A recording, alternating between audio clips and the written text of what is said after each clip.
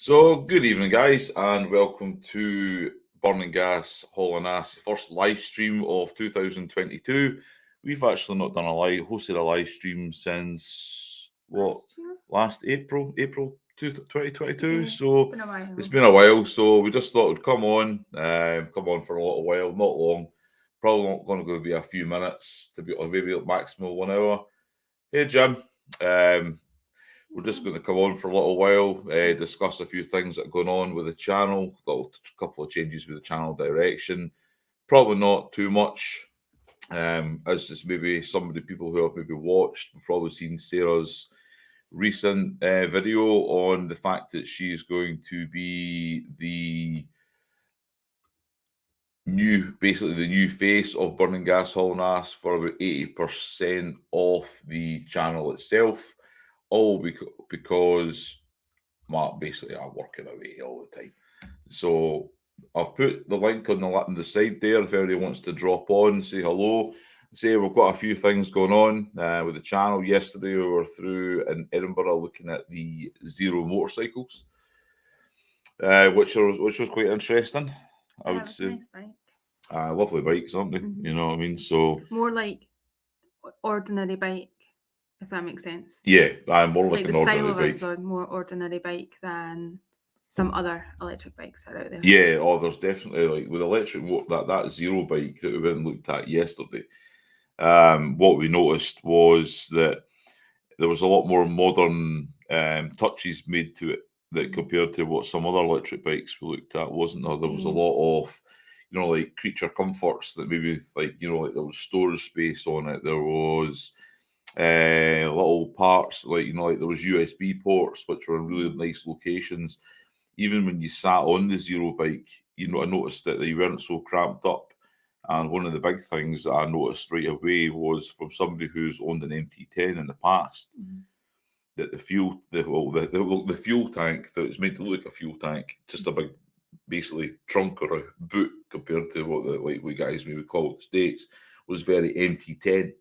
It was very shaped like an MT10, so.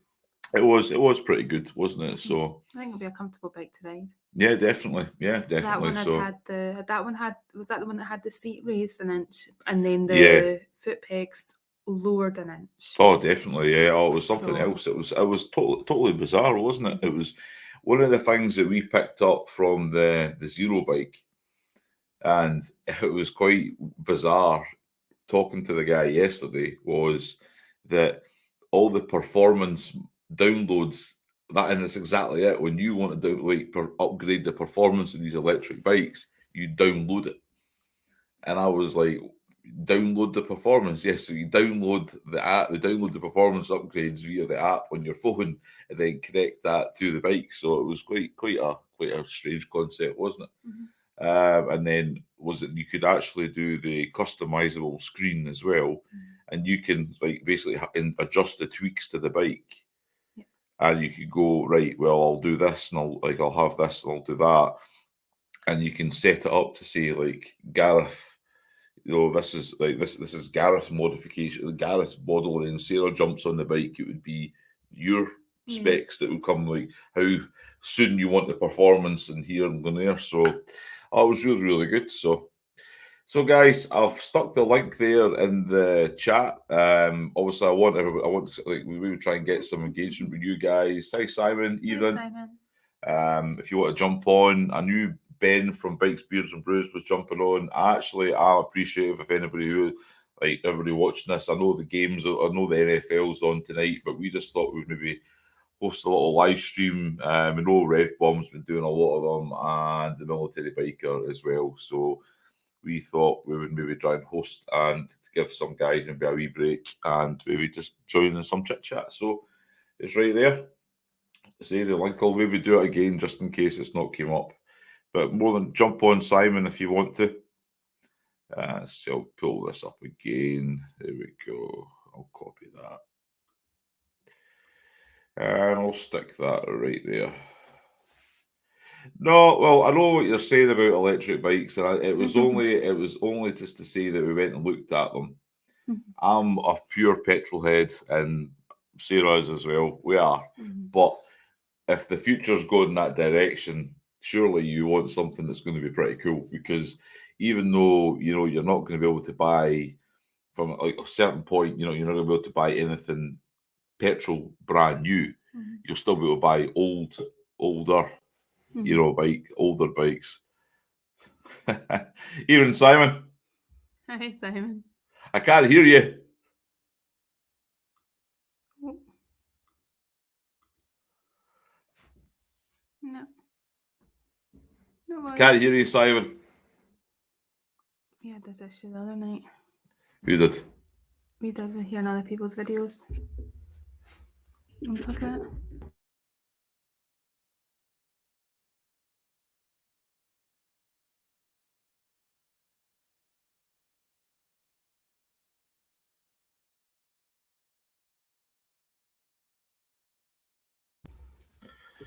Hello. Can we check that everybody's actually? Can we check that everybody can hear me? If you can maybe post a comment on the chat, please. We seem to have this issue. Jim Diesel. Jim, I take it you can hear me, mate. If you can turn it. Right, well, there we go. Let's see if he comes up. Hear me, mate. Oh, I take it you can hear me. I can hear you. Can you hear me? How you doing? Not too bad yourself? Yeah, not too bad, not too bad. I think I've upset a few people already talking about electric motorbikes.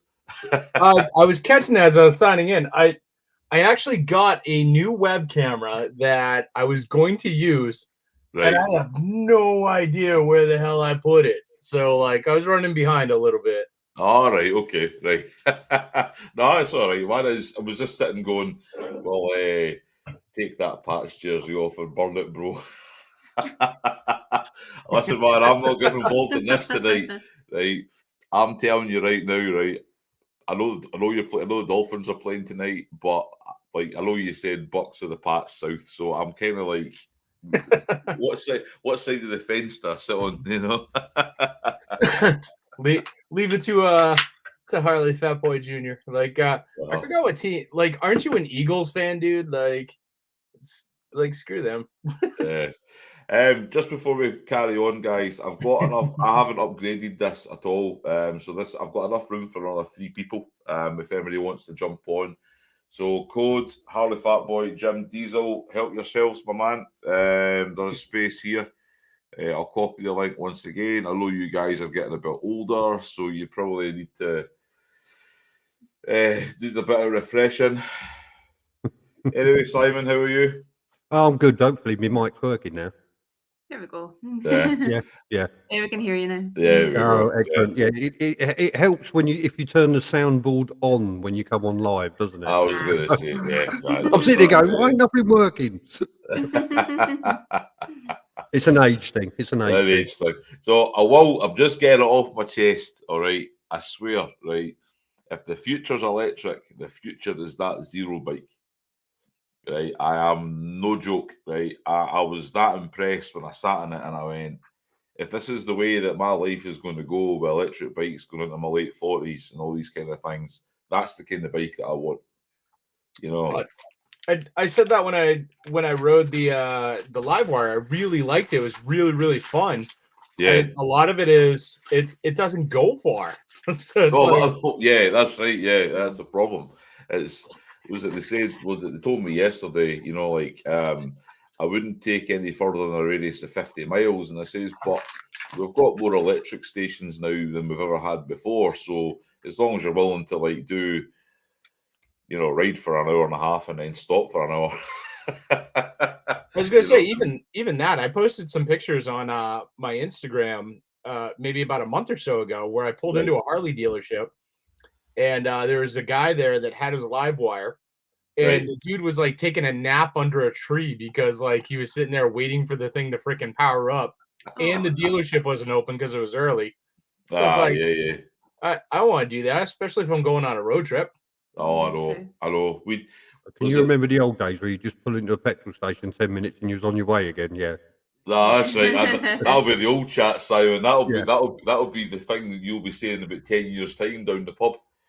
I'm going to see if I can get my my motorbike to run on biofuel from McDonald's or something. You know. Oh my god, dude, that'll be Just cruising around smelling like French fries. Absolutely, yeah. Well, Everywhere I go, I fancy a Big Mac.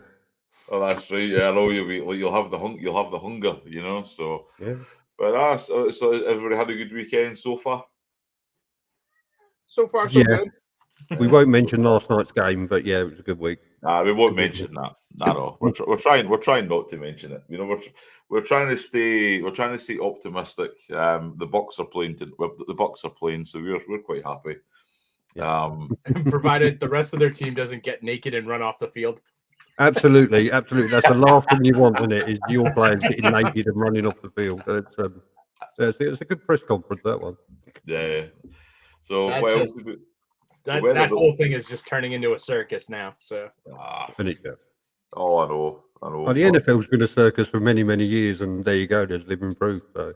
Well, that was, I mean, with the Bucks thing, like Antonio Brown called out Bruce Arians, and Bruce Arians came back and called him out. So they're just going to go back and forth and fight for like the next few months.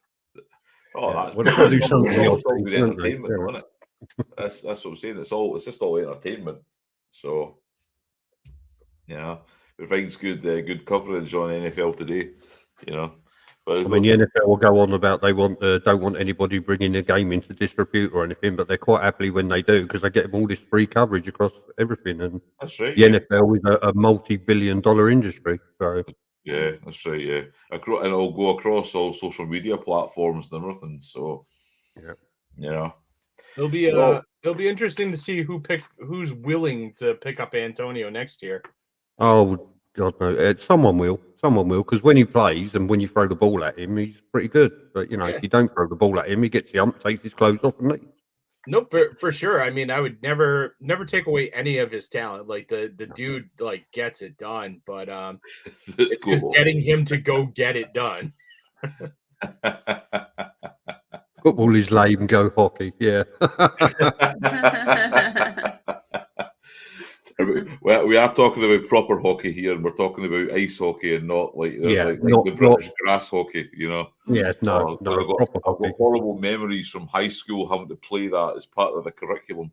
You know, I've actually got upstairs a shirt, and I cannot remember the guy's name. It's a game-worn shirt from the Philly Flyers, a hockey team. It was given to me back in 2009. Oh wow!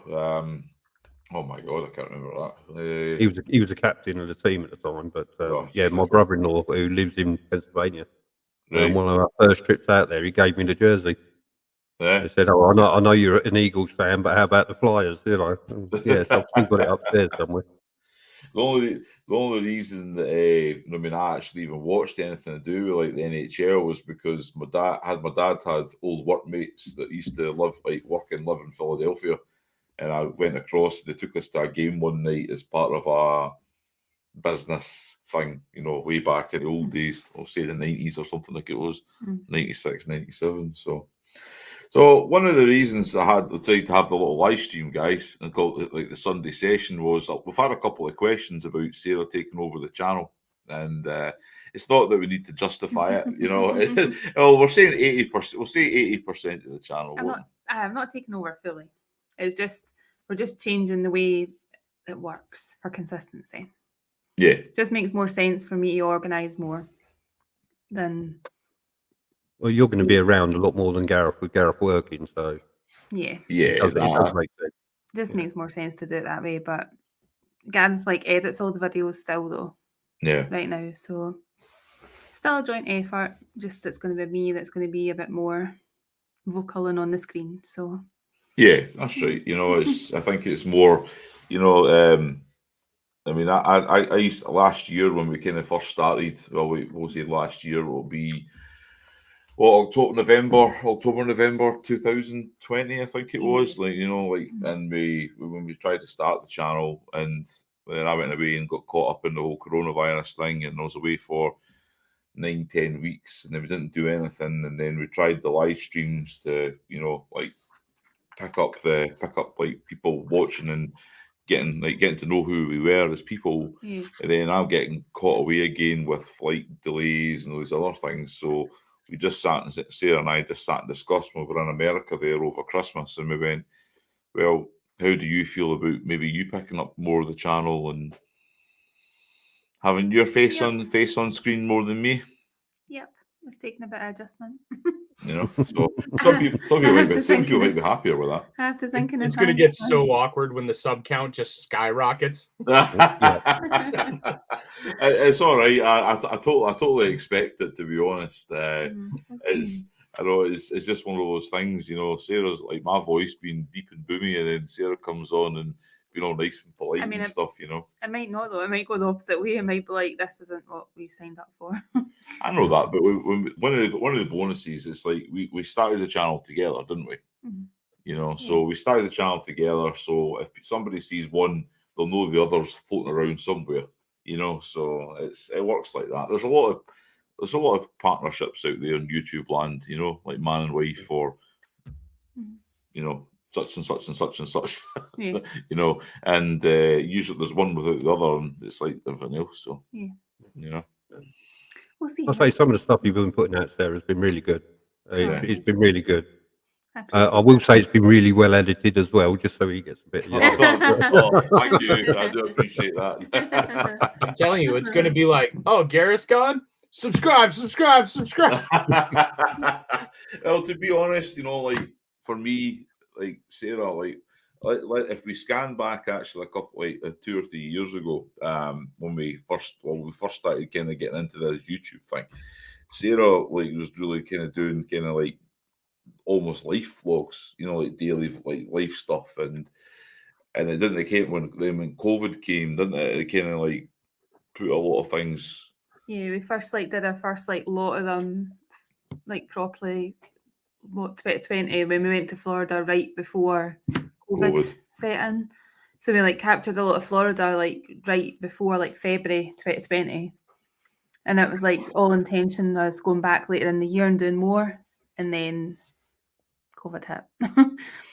So that all those kind of got knocked on the head and never bothered, and that's when Gareth decided he got stuck home for a while and then decided, oh well, we've got bikes, so we do a lot with bikes, so why not? Yeah, that's right. Yeah. Do a bike channel. That's it. Do a bike channel, and lo and behold, now we're sitting right here. Look where you are now. Yeah. I know. So it's coming on. So that's really the main thing. But let's say. What did you say? He's laughing. I'm like, oh, what did you say? I never heard you. He said, "Look where we are now," and I said, "Quitting." Oh. You know. Just one of you is quitting. No, I'm not He's quitting. I think you start rumors. There we go. Gareth's quitting the motor vlogs. You know, I believe it or not, the first person I said to myself is the first person that's going to say anything is going to be him. That one. Oh, hang on, I can't work this out. That one. Then followed by Simon, and then potentially followed by Rev. So, yeah. And then another night there when we had the live stream on Friday night, and everybody went, "Oh, well, it looks like Sarah's doing really well. When it'll soon be this channel name will soon be called Mrs. Burning Gas Hall and Ass." Channel rebranding coming up. Yeah. Oh, I know, but it's just like everything else that you want it, and I mean that was why we named the channel the way we did. Is because it wasn't meant to be. It was like a brand name, so to speak.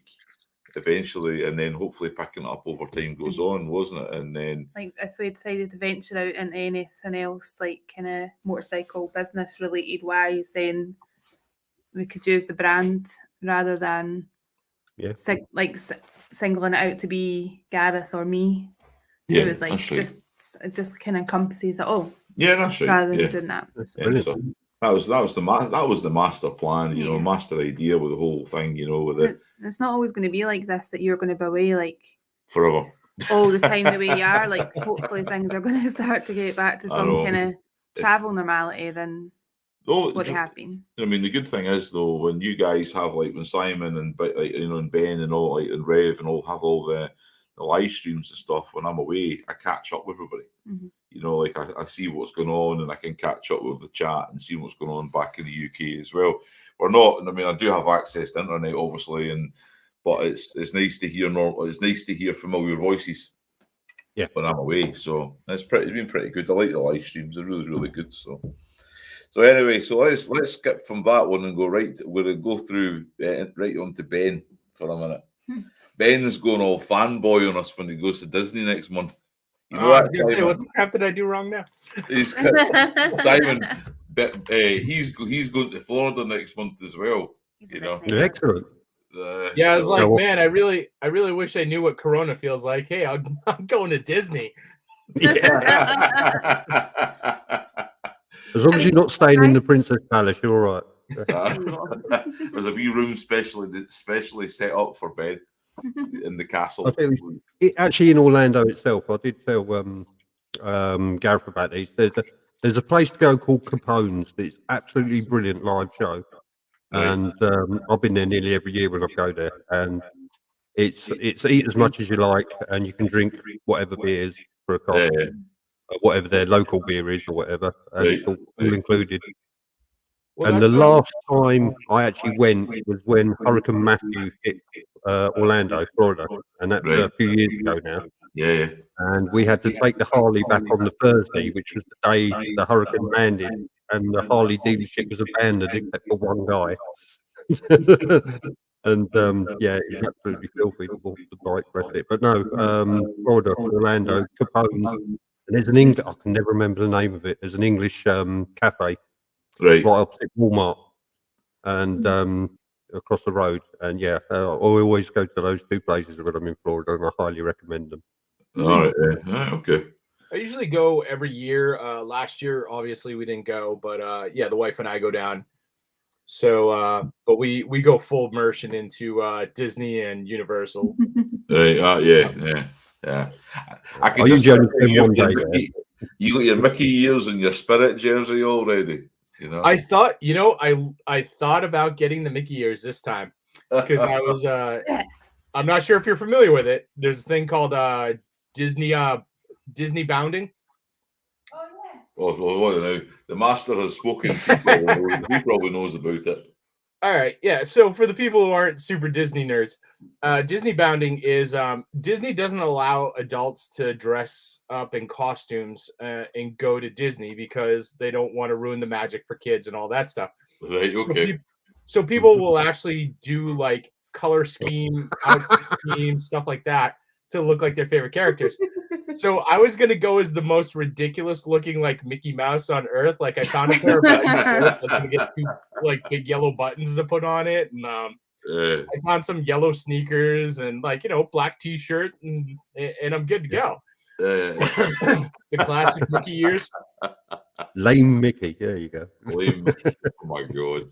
Well, this was the first time in so many years that we've been, and all I've seen is full-grown adults going the full hog, pardon the pun, but I mean from the dresses to the shoes to the ears to the damn voice, which is a squeaky. And I'm like, oh wow, and I know it's Christmas, I know it's the time, but it was chaos, wasn't it? It really was good fun, but. When you see people like that, you know somewhere there's a bus that's window isn't being licked right now, don't you? I normally avoid, like, if I go to Disney, I avoid wearing Disney clothes and stuff like that. Yeah. And my wife just goes full tilt. Like she'll get like a Haunted Mansion dress. She'll get all this other stuff. And I keep trying to explain to her that there's an old rule out there, which is you don't wear the band shirt to the band show. So like it's the same thing. You don't go to Disney wearing like a Mickey Mouse shirt. So we actually have a thing that we play called Shirt Game. And it's basically we each pick whatever outfit we're gonna go wear in the park for the day, both at Disney and Universal. And we count how many people actually come up to us and say, "Oh my God, I love that shirt," or "I love like whatever you're wearing." I win every single time because all of my stuff is not Disney, but it's super nerdy sort of things. Like 1 year I had a shirt that it had Falcor from the Neverending Story, and it had Chunk Right. from the Goonies riding it. So, Wow. it's just stuff like that. I had another one where it was a glow in the dark rib cage, and it had Yeah. a glow in the dark alien in it from the movie Aliens. Yeah. And at that point, my wife didn't even know what Aliens was, so people kept coming up and complimenting me on the shirt. Right. And she finally turns around and she goes, "Okay, what is that?"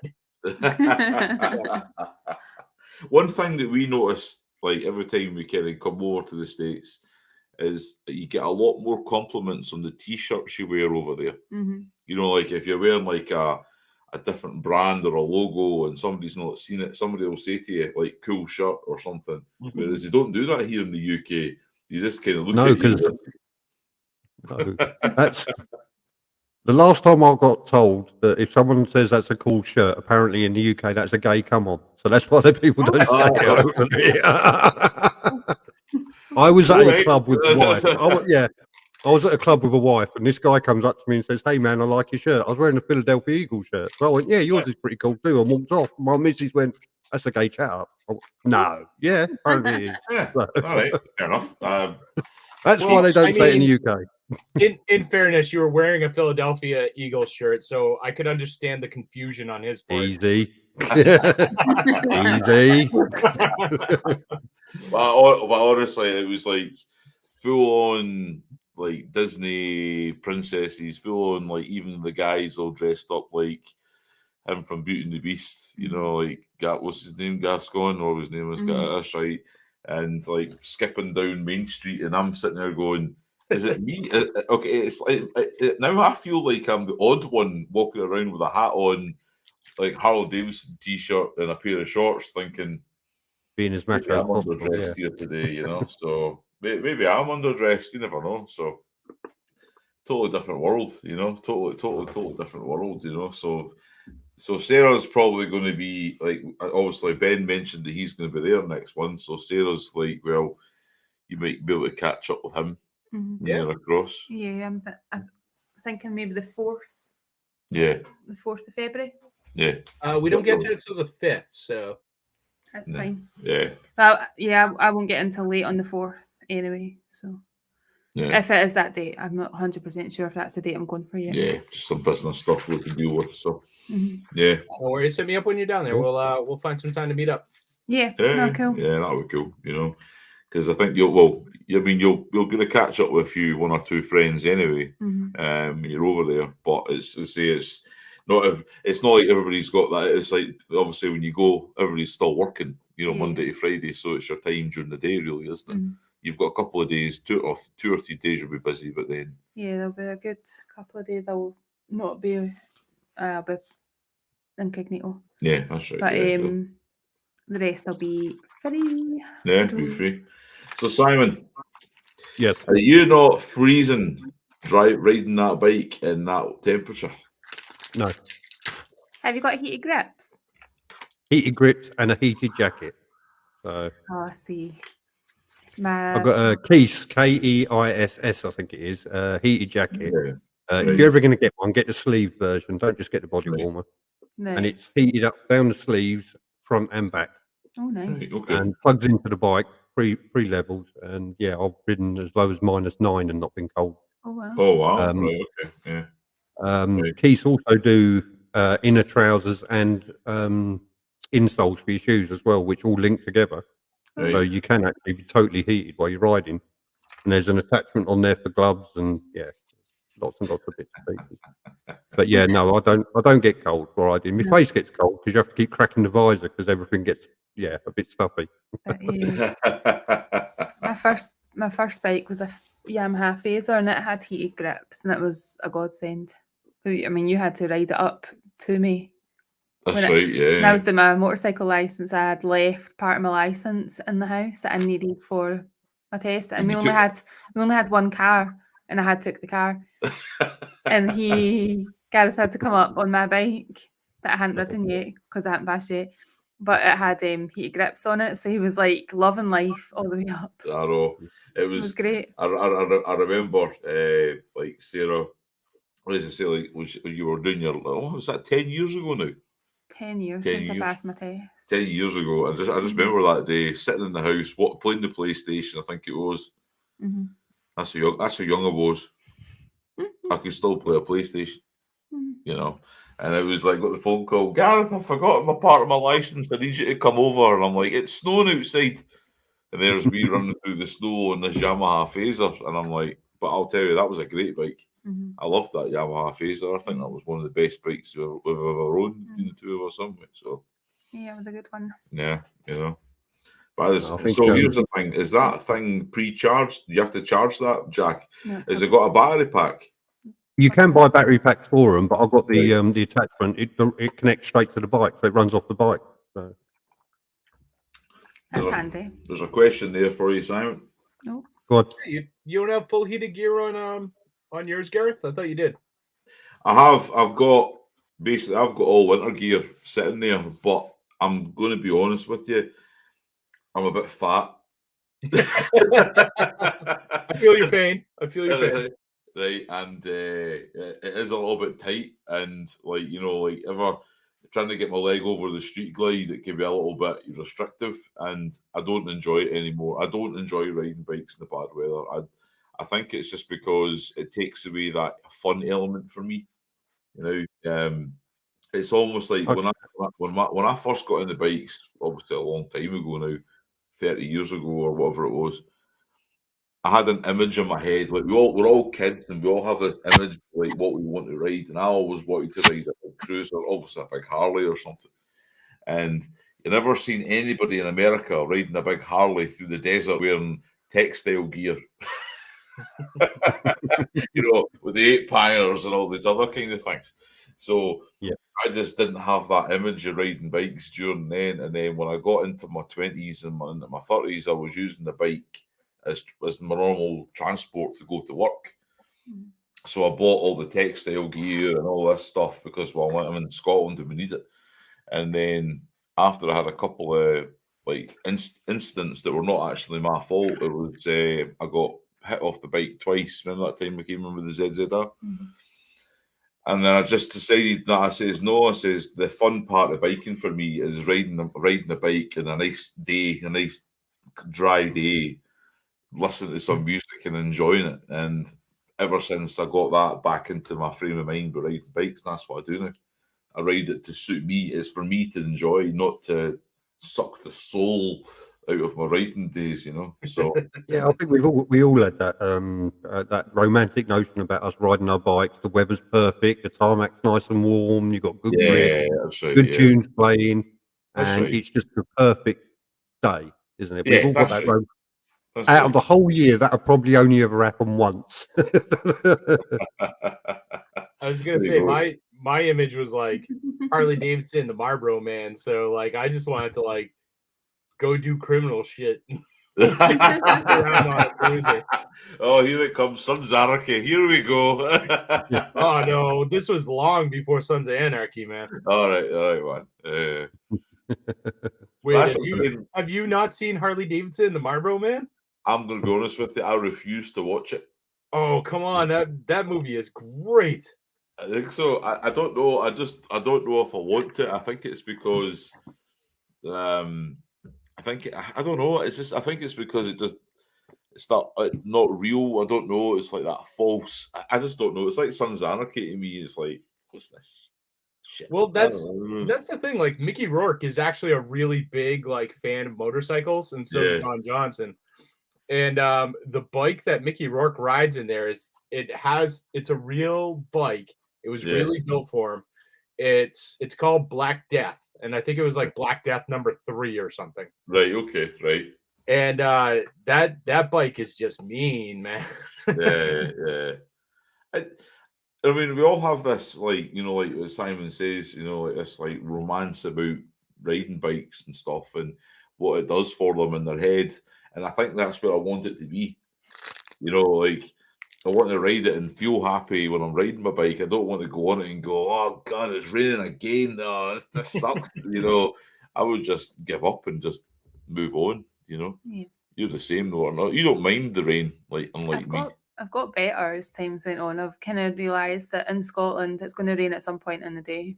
Yeah, that's right. You did a brilliant video in the rain, Sarah, when you picked up the Indian. That was a brilliant video, and it was raining. Yeah, that's right. Yeah, That's right. Yeah, but I've got used to it. I'm a lot better now than I was before. Yeah, definitely. I wouldn't go out if there was a thought of rain before. And I mean, that's a bit silly living in Scotland, but it's not like Florida. Like if you're in Florida, you know you're going to get rain at some point in the day, but you're pretty guaranteed it to be a downpour, and then that 20 minutes later it's bone dry. Whereas And if here, you get caught out in it, you're going to be dry in 20 minutes as well because Yeah, that's Exactly. true. Yeah. I remember we rode up from Kennedy Space Center and the rain came on, and I was like wearing like a t-shirt, and I'd kind of come up, like trying to get into the Florida lifestyle, and riding the t-shirt up, riding the bike up, pulled into it started to rain. I pulled into like a petrol station and just sat there with a can of Diet Coke, and then when the rain stopped, that was it. I just carried on because I knew that it would dry up within 10-15 minutes, so yeah. different world, isn't it? It's a totally different experience climate, than it's definitely. down here, Yeah. so A lot of it in New England is like if you're waiting for that perfect day to ride, just sell your bike. You're never gonna ride. Yeah. Well, yeah, yeah. I mean, one of my friends here, that's the first thing he said to me when we first met each other a few years ago. He said to me, if you don't ride in the rain in Scotland, you just don't ride. And it's true, but I don't mind getting caught in the rain during the spring and the summer. I just refuse to ride during the winter time. I just like, no, not happening.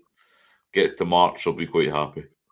Well, especially the rate they put the grit and salt down here. Like we were on the motorway yesterday and came up behind, like I saw the grit, I was driving, saw the grit ahead of me and thought, do I sit further back at like 30 mile an hour on a motorway? Yeah, that's right. Yeah. Or do I try and pass it? And then when I went to pass it, the height it had, the spreading part was so high. I thought if I had been on a bike, that probably would have been like right in my face. Yeah, that's right. Yeah. But nothing you can really do, I suppose. No, not at all. I mean, Really we just don't ride in the salt. I mean, this little route of destroy bikes here. I take it you get the salt in your part of the world, Beck. Yeah, and that's actually why I'm not riding right now because like once the salt goes down, like, but I just leave my bike up until we get a couple good rains in. Yeah. Yeah. Because I mean they in the last few years they've been going like heavy with the salt. Yeah. I was coming home the other day and they were getting ready for a storm and it looked like it already snowed on the roads because they put down so much salt. I'm like, you got it. That's right. Yeah. Yeah, that's right. And that's the thing. I mean, you need a couple of we get to March and we say, right, we need 2 good heavy rains to wash it away. Then we have one freak day of really cold weather. Then they dump a ton of salt again, and then we're back to square one. So we just get frustrated, and then what we do is if we can travel, which we hopefully we'll be able to start doing again, we'll just start riding bikes away again if we have to. They can't, so. I always got the right idea. Actually, when I first started riding, I used to have that rule of thumb where like if I could get to my location dry, I didn't care what the weather was later in the day. Like that's right. Home, I don't care what it was, but there is nothing to work dry. There is nothing worse than putting your ass on your bike and your underwear squelches. Right, that is a fact. All right, there's nothing worse than going. Now I know I haven't had an accident, but this does not feel right. And then, or every time you change gear, you put your foot under that lever, you can feel the squelch as you push the lever up. Yeah, and then it's the squelch in your boots as well. Like from the rain going down your jeans into your boots, and I have spent years and a fortune looking for that perfect waterproof gear, and it's just not out there. It just doesn't exist. No. You can't beat going down to Sports Bike Shop or wherever it is and spending 50 quid on some waterproofs and throw them on. Because I've bought waterproof gloves, waterproof boots, waterproof clothing, and at some point it will all leak, whether it just be here at the seams or that it will leak. That's right, yeah. £50 a year on a set of waterproofs, because after a year the seams go on them anyway. So £50 a year on them. Every Harley that I seem to look at that's maybe 2 or 3 years old in the UK anyway, not so much the US obviously because of the weather, there's always the melt marks on the exhaust, on the headers. The plastic, it's always melted on the header. And I sit there and I go, well, that says that's somebody else's road, and that's a pure sign to know that the bike's been ridden through all seasons. You know, it's not been a summer bike or anything. You know, No. so Telltale sign, yeah. When I yeah, was riding home from Georgia over the summer through like that tropical storm, I had like Yeah. $20 rain gear on. I stopped at a Burger King and I looked down and I saw my leg was like melted off, and I looked at my header. I'm like, oh shit! And I start peeling it all off as quick as I yeah. could. Keep it So hot. it didn't get That's stuck right, on yeah. there. Oh, there's the cat inside to join the Sorry. live stream. No, that's all right. This is And that's Ninja. This is when I had. Yeah, well, I was into my Kawasaki's. Ninja. That was Carl. I had a kind of Kawasaki ZX10 in my younger days, and I called the cat after the bike. I was into my Kawasaki's. Ninja. Carl. I had a kind of Kawasaki ZX10 in my younger days, and I This is called why the we cat can't have anything nice. Kawasaki's. That'd be Cole's audio again. I'll turn YouTube off. This is why we can't have anything nice. Right, YouTube's off. The stream That's link it. open. Yep. There There we you go. It's Yeah. the first time I've signed up on this, so That's all right. Well, you're all right. yeah, So what you I'm on? Is on your iPad now? it's a Chromebook. No, Oh, it's not a right, Chrome- it's okay. Apple MacBook, not a Chromebook. Apple Yeah. MacBook. And I tried last time. I've tried a couple of times to get on this, but you've got to download Chrome Right. and go on Chrome. Yeah. So I just left what is it, Safari? Yeah. I'm Yeah. running on Safari and I'd left that on and running. That's why you got all the Oh, going to both around. Yeah. just So knocked that just to off. answer, like you've got oh dear. So we just got this. So we've got Boo Rider. He says went today and got home. The bike was white with salt and not a good move, but the sky was blue and just needed to get out. So what I would do is I would basically, if I was going to ride my bike now and stop that from happening with the white, I'd actually just cover my bike in ACF 50. Yeah. You know. I think you do, yeah. You know, and once you ACF 50 it, you know what I mean, if it gets cut, if you come in and it's covered in salt, all you do is just basically take the hose to give it a wipe down, and it's basically back to brand new anyway. Mhm. So that's all I would do. Sometimes when you got to get out, you got to get out, though, I suppose. That's right, yeah. You know, especially if your motorbike's your only mode of transport. So you know. So what's been going on with you, Carl? You have a good weekend? Yeah, not too bad, not too bad. I didn't manage to get out because it just rained all the time. Right. I think what you were saying before, when I was connecting up before, I was listening to you saying about not being able to find any really good all wet weather gear. Yeah. The only ones I've found is we get the survival suits. All right. You'll probably get something similar at work.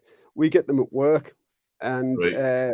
they're like all-in-one survival suits. Like you look like an idiot in them, but Is that the chemical suit? it's treated.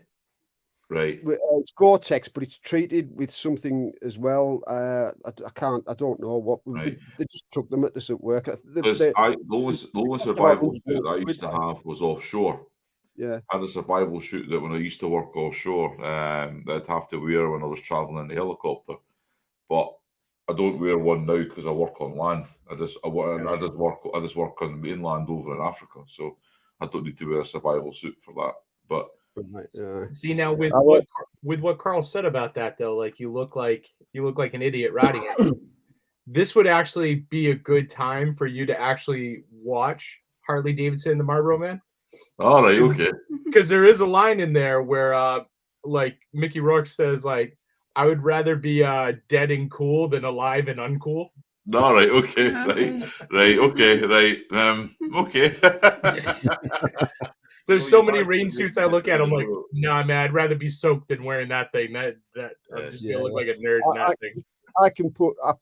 I put waterproofs over it. Right.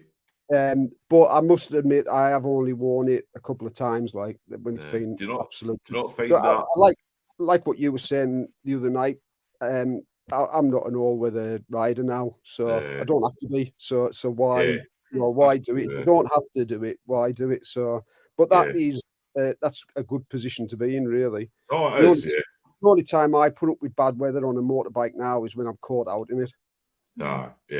Though I will say, if I was home and I was working local, so say for example, if I was within 20 miles of my house, I'd probably would. Right, I'd probably commute on a bike during the winter. I probably would. Yeah. You know, but right now I don't. I'm the same. I don't have to. You know, what I mean, my motorcycle is more for leisure. Simon, do you use your bike to go to work? Yeah. Yeah. Right. Okay. The So, only reason I use it to go to work is I work 30 miles away, and to get there in the car would take an hour and a half. It takes me 40 minutes on the bike, and then when I get to work, I'm not guaranteed a parking space in the car, so I end up going around looking for one. Right. Whereas on the I bike, get I that. just park it up straight away. So it Yeah. saves me a couple of hours a day. Yeah, that makes sense. Definitely worth it then. Yeah, definitely worth it. So, Mm. definitely worth it. So, one of the next things I was kind of like had on the agenda. So, what's everybody's next kind of videos coming up? I guess you don't have to tell me the ideas, obviously, but what's your videos coming up? We know what Ben's is. He just complains every week. Wait, man.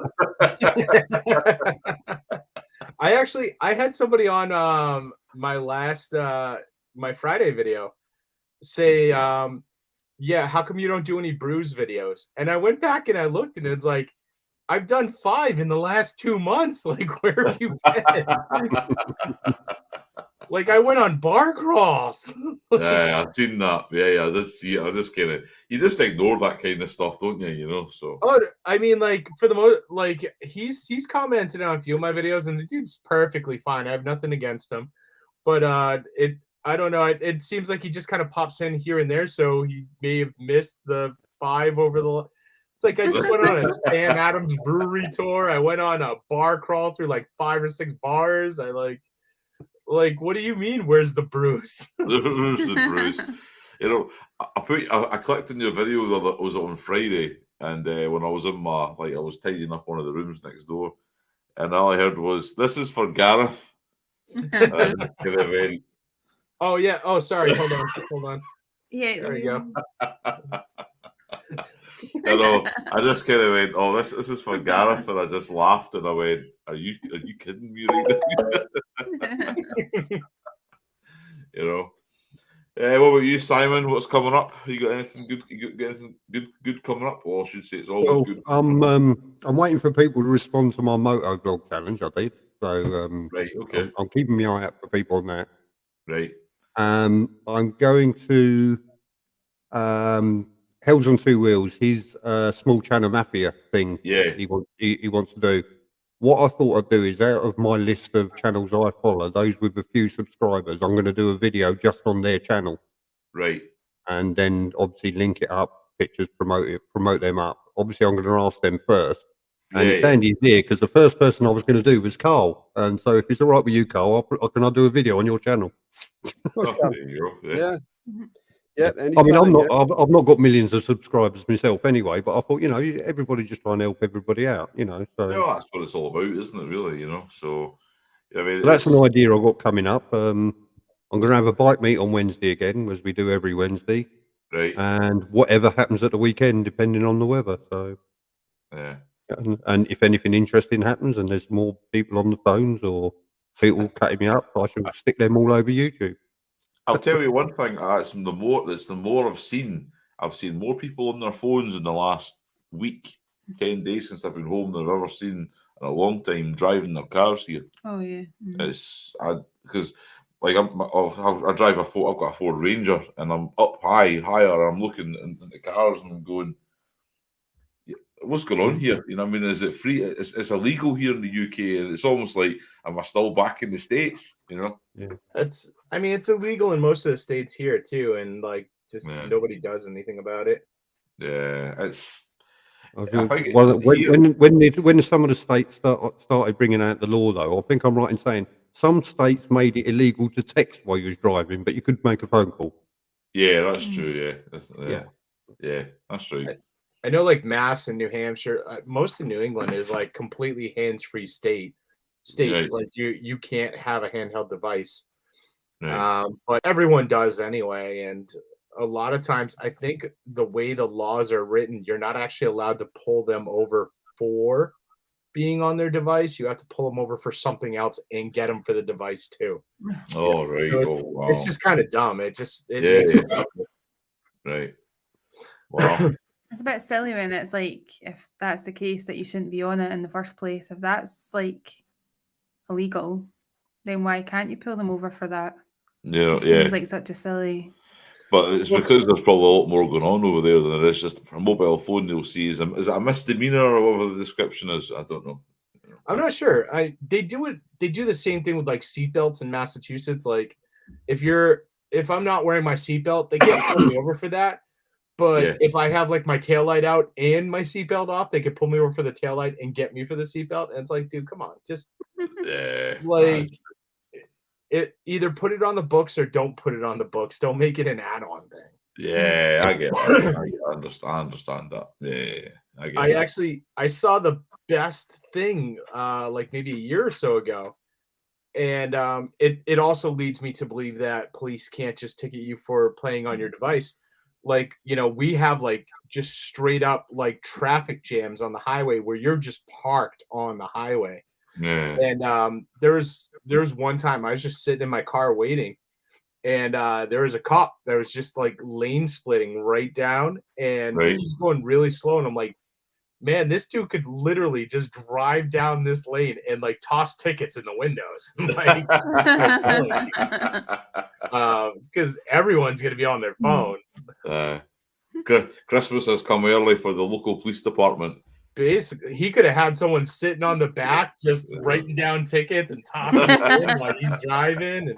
Could have met his quota, couldn't he? No, that's the thing as well, though. If you're actually sitting in traffic and the vehicle's stationary, I don't think I've got a problem with you using your phone. You're not going anywhere. You're not doing anything. You can't move. I wouldn't have issue with it if the people actually, like, when I'm at a red light, I'll pick up my phone, I'll check something real quick, and then when the light goes green, I put it down and I drive. People don't do that. They just, if they're in the middle of typing something and the light goes green, they just start driving and they're trying to finish up whatever they're doing on their phone. Well, yeah, but so I see lots of people sitting in traffic at lights. I see lots of people sitting in traffic at lights, and they'll grab the phone and they'll change the music or they'll do something or whatever. I ain't got an issue with that. You're sat in traffic. Yeah, but once you're actually moving and you start weaving in the lane and getting close to me in my lane, and that's when I've got an issue with it. Yeah, I think for me, I think if you're in the car, and I know, and we're all different, and it's just my opinion. If you're in your car, the mobile phone's off. It's not off. I mean, it's like it's in the center console, and that's it. Until you stop that vehicle, as in like when you've switched it off and you're not responsible for this 1.5-2 ton death machine. That's when you can look at your phone again to find out who's sent you an Instagram post with a laughing cat in it or something. You know what I mean? And it's like that's how my brain works, as if to say the phone is just a toy to play with until you and I mean and your vehicle's like in priority, you know. So it's just different opinions, different approach, isn't it? So yeah, I mean. Someone always bangs on about my age, so I'll say it. When I first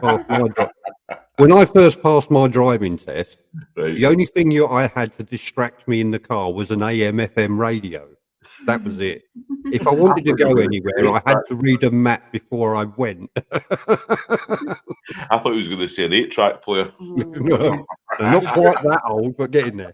The trick is, if you want to get everyone to put their phones down, take all the safety stuff out of the cars. Get rid of the airbags, the seat belts, the crumple zones. Yeah. And get rid of all the automatic cars, so you have to drive manual. Yeah. So, and I'll tell you what, we'll do speeding as well. We'll get a great big spike seated right inside the steering wheel. Yeah. Right. Yeah. If you go forward, you're going to get pierced on that. I used to say I put like a little 12-inch spike right on the steering wheel, so you're always staring at that, and you mess up, you're dead. Yep. Just to jump into just to carry on with like Ben was saying, was saying when I used to was working away in the Middle East for a while. There was a lot of accidents involved in a lot of the younger drivers in Saudi, and like a lot, and what partial part of the reason was a lot of the cars were automatic and they were on the mobile phones. So there was an answer, and they basically, and it was like they all came to us and says, "What do you think we should do?" Like with some of these guys, and it was our like company that I was working for at the time, like our young apprentices were some of them were dying, and like we said, we have to give them manual cars. Because the minute they start blowing up engines, they'll stop playing with their phones. You know, Yeah. it's the same thing. It's like you stick it into drive, and then it's just a case of stick it into cruise control. Was that Saudi? In Saudi, yeah. Oh. You know, and whereas like you put it into manual, you got to go first. The minute you blow up one or two car engines, and No, it was more like this. that's I know. They put up on the dashboard, the phone in the other hand, and off they went. Oh no, it was literally. it was a different world when it comes to the motors. You know, I was training over there. I was teaching guys or training guys, I should say, and they would turn up. And if anybody's watching this who I'm friends with, who I used to work with, they should come on and jump on and comment. We used to go out from work, and like 18-year-old guy would walk in. It's like my new Mustang. What? You know, like $50,000 like Mustangs, brand spanking new, just coming to work, 18 years old. You know, and then you'd find out a week later there's been a few accidents, and you think to yourself, I'd be devastated if that was my $50,000 Mustang. You know. Yeah, but then their parents would replace it the following week. It's just a different culture. Just like the exact same. You know? Like, there's a reason why they had the accident, because the car's too much for them. But then they'll get replaced. And yeah, there you go. So I'd be happy if anyone who's banned from using their phone while driving also be barred from having a mobile phone for the same duration as their ban. It's time. That'd kill some people, wouldn't it? Wow. Make all cars manual and get rid of the power steering. You're not gonna have time to pick up a phone. Can you imagine? My first Honda Civic, I had like an 87 Honda Civic. It was a 4-speed and it had no power steering. Right. That car was awesome. But you're not doing anything else but driving. That's all you're doing.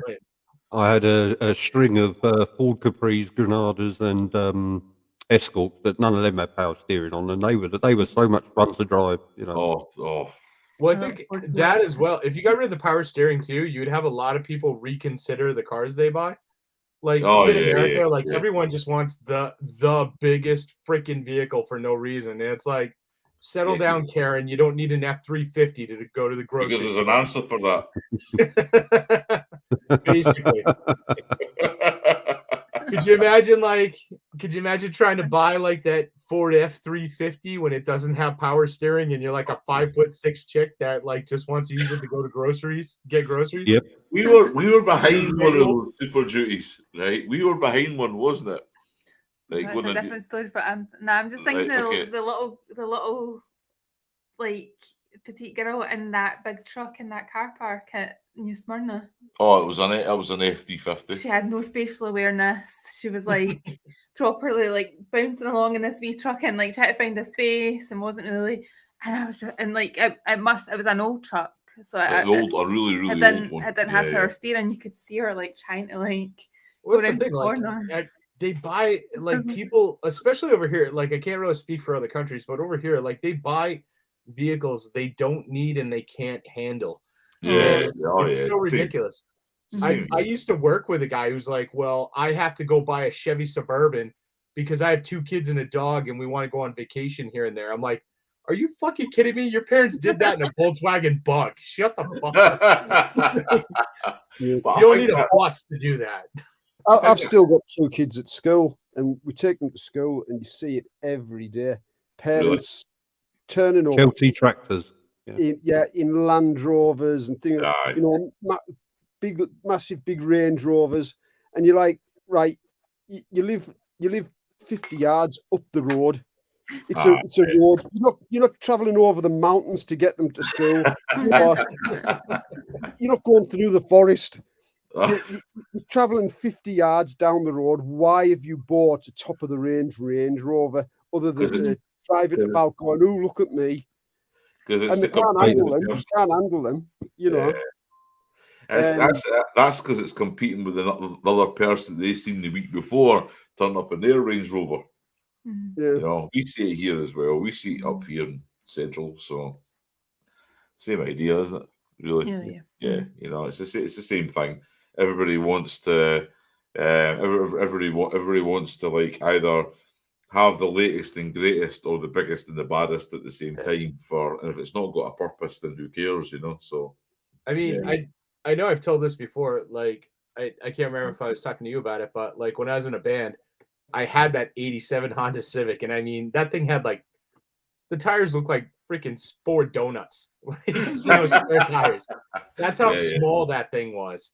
yeah, And I remember pulling into band practice once, and like my drummer's truck is on this side, and it's like it's a Dodge Ram that's all jacked up, all this crap, and my guitarist truck is on this side. It's an old GMC, and it's fully jacked up. He's got the monster truck tires.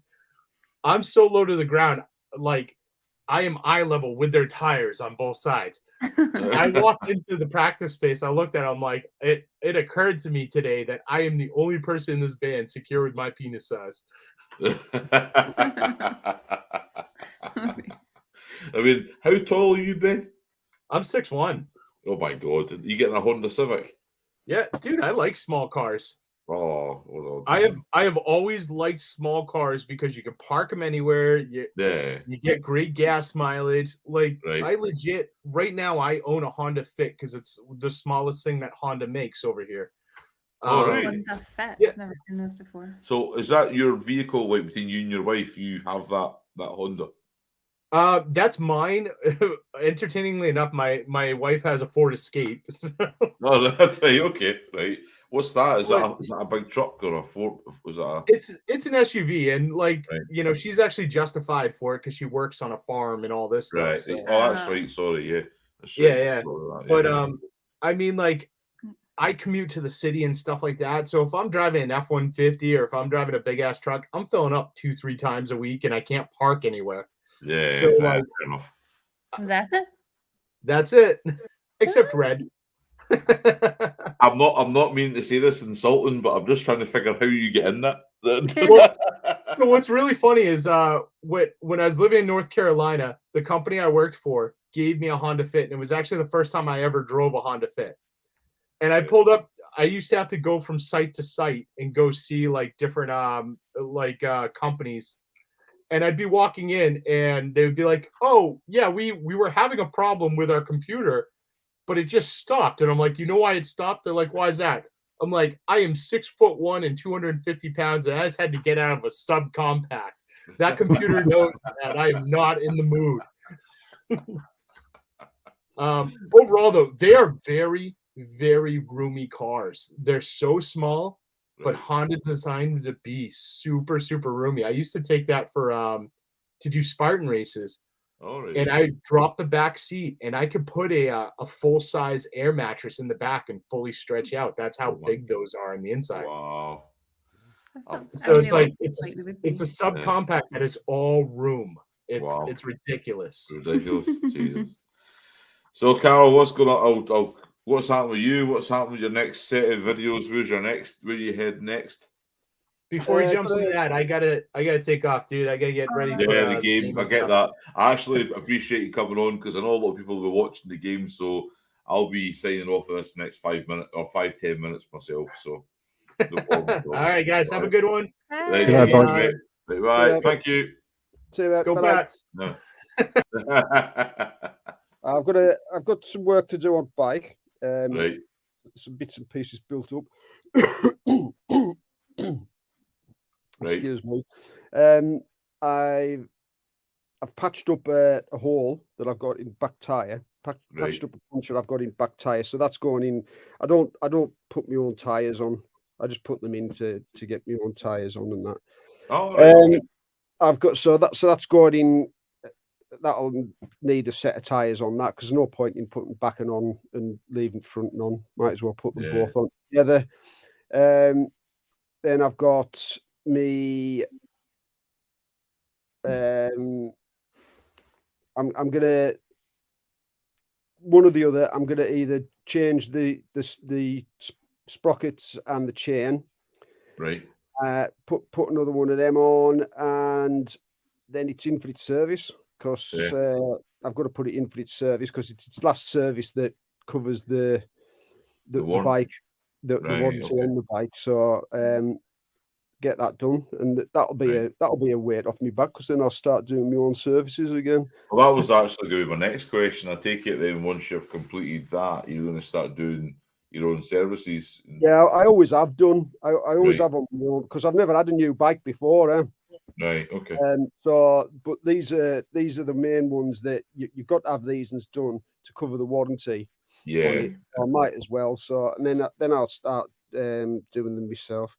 And that's it really. I want to do a run. I was saying on Rev Bombs yesterday or day before, I was saying that I'm going to do a run to the ambulance stations, because I always take them a box of some like chocolates and out like that. So I usually do it in car though, or when we're driving past, but this year I'm going to do it on bike and record it. Oh, right, cool. That'd be nice. Yeah, that's a nice gesture, Carl. Yeah, that's really good. That, yeah, definitely. Man. I really like that.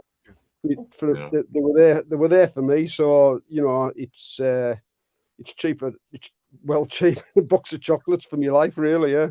Oh, yeah. When you put it that way, yeah. Totally. I appreciate. I totally can see that. Like I say, I've done it. This will be the fourth time. This will be the fourth time, and I usually, the two big differences is I usually do it because of being. I don't know if any of you know. I did put it up on that I'm a granddad now as well. Yes, you did. I told us that. So it's been a hectic Christmas and New Year.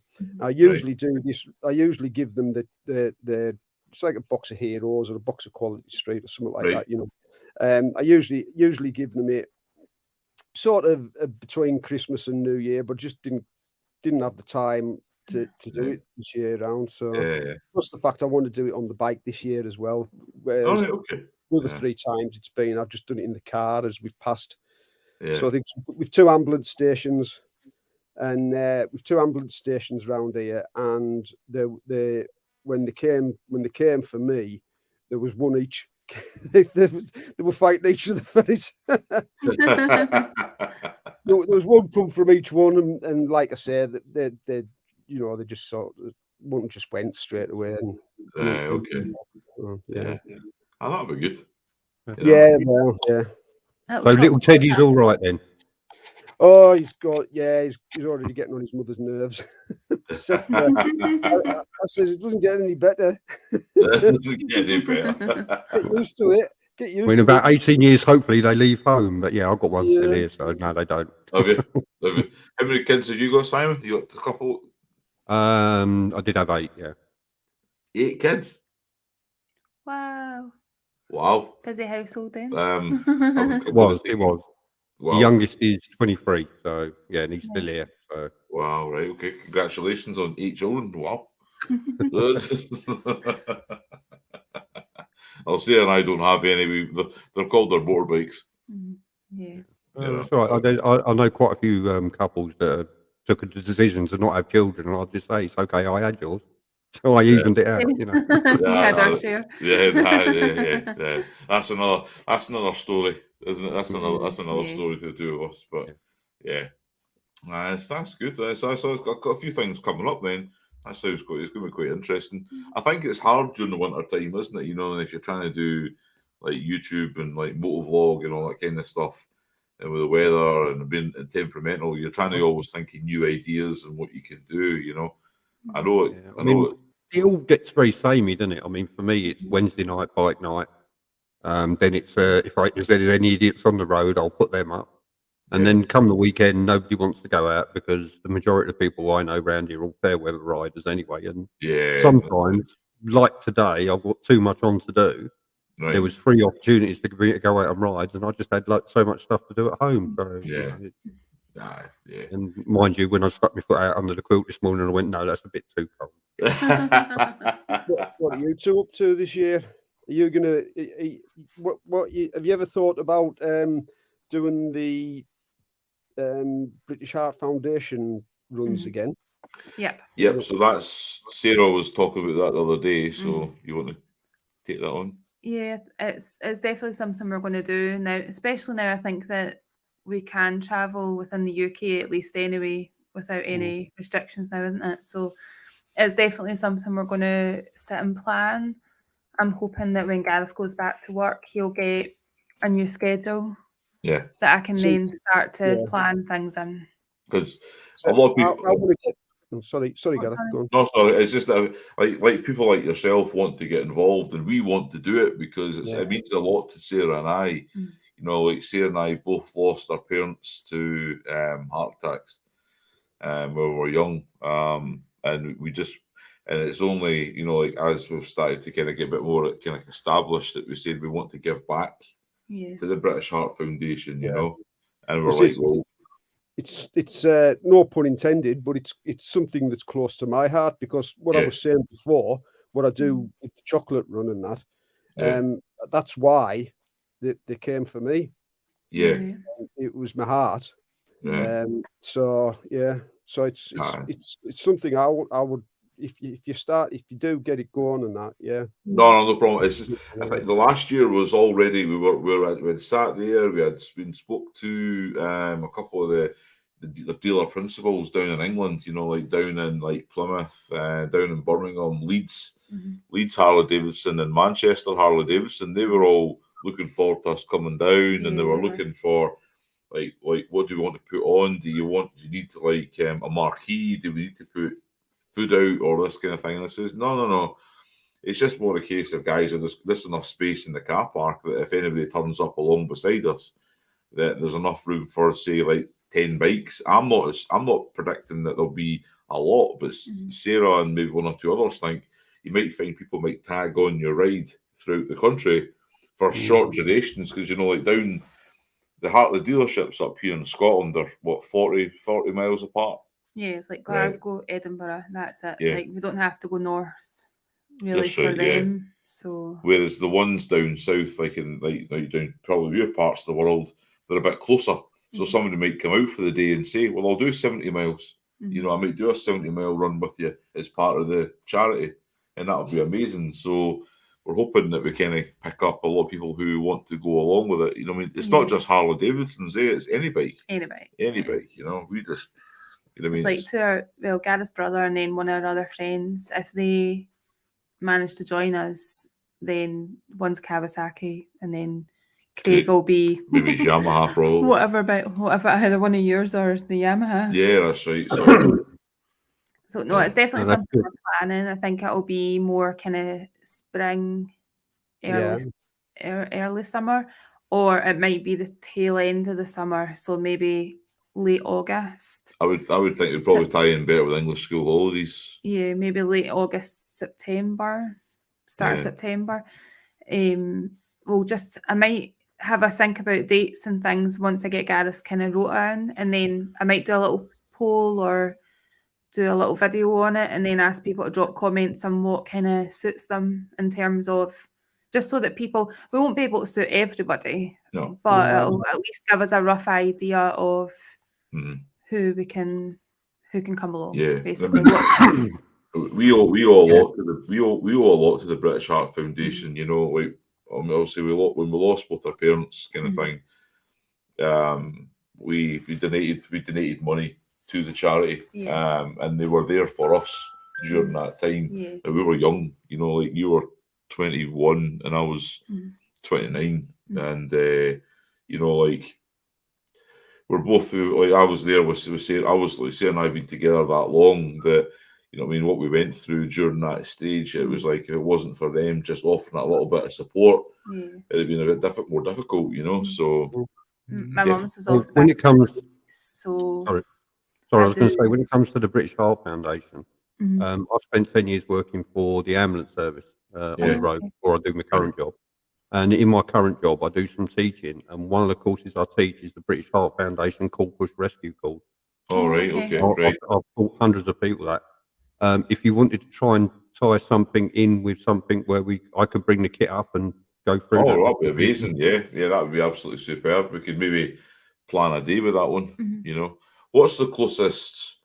What's the closest Harley to you? Do you know? And the closest one to me is Watford Harley Watford. Davidson.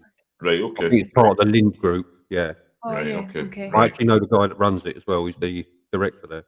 Right. Okay. I'll make a note of that. Yeah, that's cool because it's like, I mean, some guys that we've spoke to said they took a fortnight to do this. You know, like they went around every dealer. We don't have that luxury of Mhm. 2 weeks. Got So too much else on in the year. At my holidays only stretch so far. yeah, and we've So- got a bit of travelling to do with work and stuff. So Yeah. we'll do as much as we can, probably within maybe 7 to 10 days.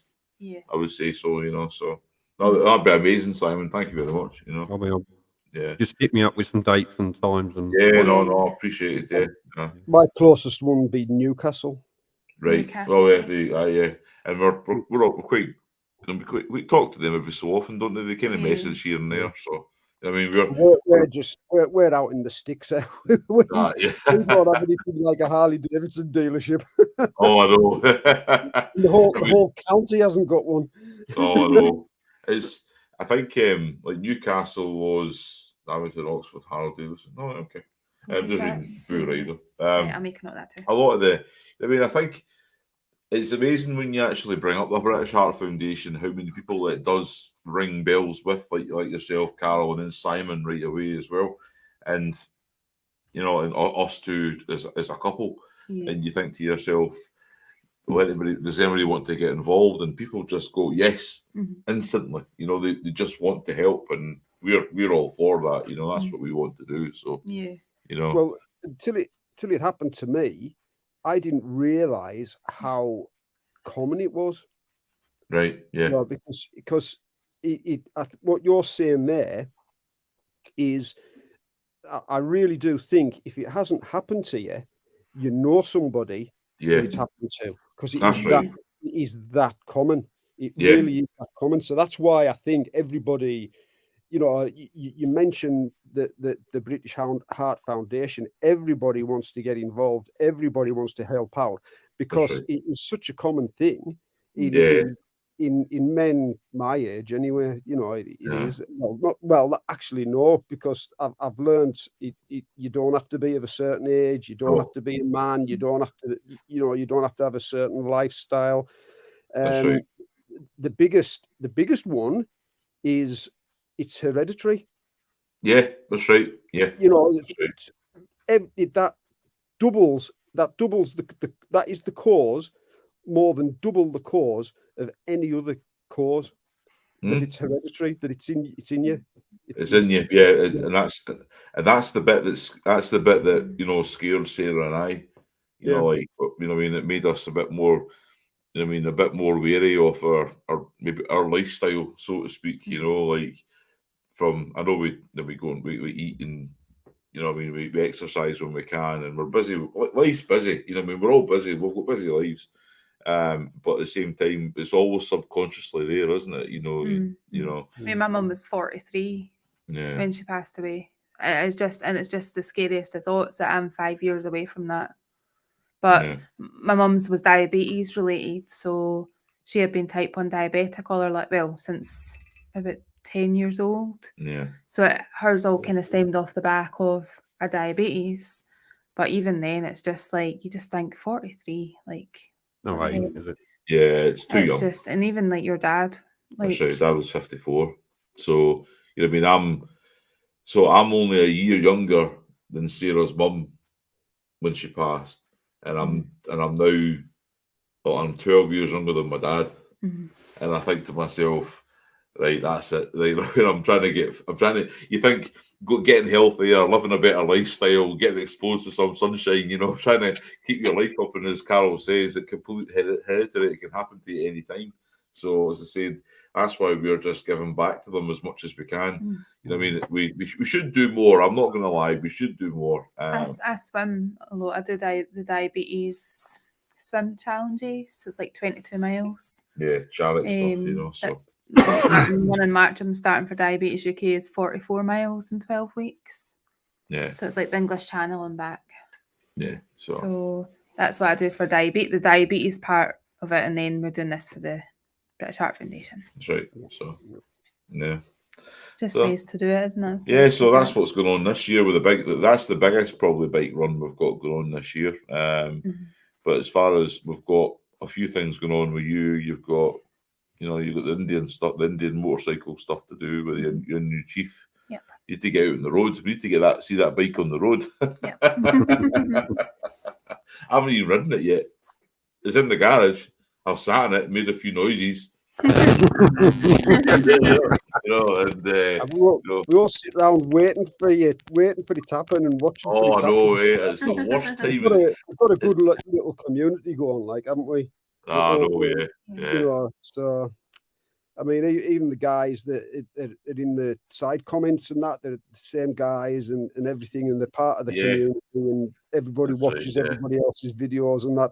I think that's what it's all about for me. Totally, yeah, I totally agree. You know what I mean? It's like I try and watch as much as I can, but at the same time, if I can't watch it, I'll always try to say I'm acknowledging it and I'm here.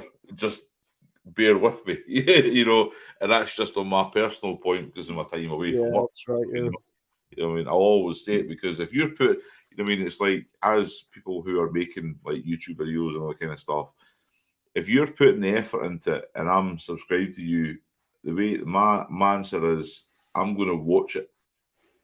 I want to watch it from start to end, right? If it's 25 minutes long, I will say, right, it's going on and it's going there, and I will watch it because it's going to help you, and it's going to basically and there might be something in it that I'll learn as well. You know what I mean? I don't see the point to put the video and skipping through it, like 10-minute video and going, right. I've watched it for 10 seconds. Here's a like, here's a wee comment, cheers. You've put that effort into making that video. I am going to watch that. That's it, yeah. And that's me. You know what I mean? It's like I do training. If I'm going to stand up in front of people, I don't want people sitting there and going after 30 seconds, switching off and thinking, I wonder what's for dinner tonight. It's I mean, I'm going to watch it because you put the effort into it. No matter what it is, I'll watch it. And that's coming from me, I agree. So we all know how to make our videos, doesn't it? Oh, we know, yeah. I mean, and there's the blood, sweat, and bloody tears in this office. Took me 2 nights to watch yours, Simon. I watched it. Thank you. I do appreciate it. I was going to do some editing on that one. I was going to speed up some of the boring bits in town, but after it took about 10 hours to render it, I thought, you know what? I'm just uploading it. I've had enough now. So I'm going to ask. I've heard a few people talking about this, right? And one of the things that I spoke about on. Do you remember the live stream I did with Hells on Two Wheels a few weeks ago? Yes. I did in Florida.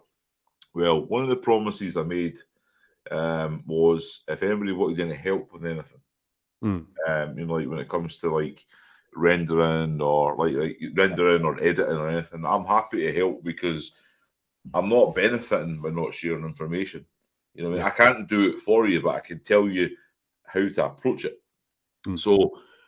See how you were saying there, it took you a bit of time to do your rendering. Yeah. Are you when you're rendering your video? Where are you rendering it to? Are you doing it to your desktop or are you doing it to another source? Doing it to my desktop. It's just it took me so long to do it purely because I was in the middle of doing lots of other things at a time. So while I do one bit, I'll go away and then I'll come back and by the time I got to the end of that, I wanted to sit down for about an hour and a half and go, right. I'm going to clip out this bit and fast forward this bit and then put some music over this bit and then I was going to do a big a bit like Cole does on some of his videos. He puts a nice background music on it and everything else. Right. Okay. And he just got to the end of the day. I said, you know what, I've had enough. Upload, sod it. it's done. So I'm gonna tell you how to maybe potentially speed up your rendering process because I don't know your computer and I don't know everything that's going on with it. Do you have a hard drive? Do you have an external hard drive? Render it straight to your hard drive. All right. Right. It'll go faster. Okay. Because your computer's trying to process it at the same time.